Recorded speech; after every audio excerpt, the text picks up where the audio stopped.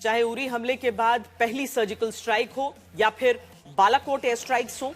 अभी ऑपरेशन सिंदूर हो, सेना की वीरता पर सवाल उठाने का आरोप लगातार नेता विपक्ष राहुल गांधी पर लगता रहा।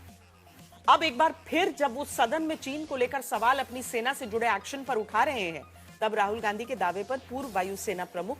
Retired air marshal RKS Bhadauria जवाब देते हैं, जो सेना प्रमुख जनरल नरवणे के कार्यकाल के दौरान ही वायुसेना प्रमुख रहे। क्या आपको कारण लगता है कि अचानक फिर से इस मुद्दे को चर्चा में लाया गया है?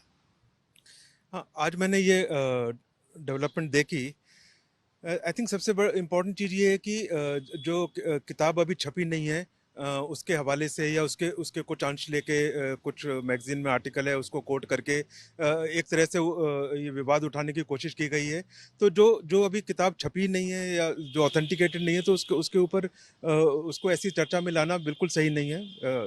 एकदम गलत है। एंड उसके बेसिस पे किसी निष्कर्ष पे पहुंचना, या ये तो एक तरह से इसका अगर हम टाइमिंग देखें एंड सडनली ये जिस तरह से उठाया गया, तो एक तरह से विवाद उठाने की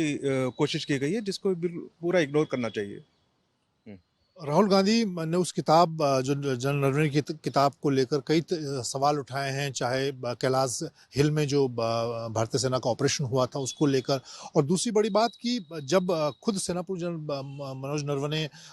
सेना प्रमुख थे, उनका खुद का कई इंटरव्यू हैं, जो मैंने खुद उनका इंटरव्यू किया था, उन्होंने उस इंटरव्यू में कहा था कि भारत ने लद्दाख ऑपरेशन के दौरान कोई 1 इंच जमीन भी नहीं खोई है, और अब उनकी किताब के हवाले से दूसरी तरह की बातें कही जा रही हैं। इसके पीछे क्या कारण आप देखते हैं? देखो, उस समय की क्लैरिटी पूरी थी जब ये गलवान इशू हुआ, और इसके बाद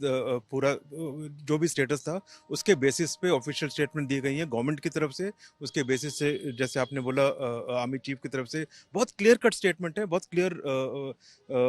जो भी हकीकत थी ज़मीनी, वो उसको उन्होंने पूरी तरह से कवर किया था। एंड वही तथ्य है,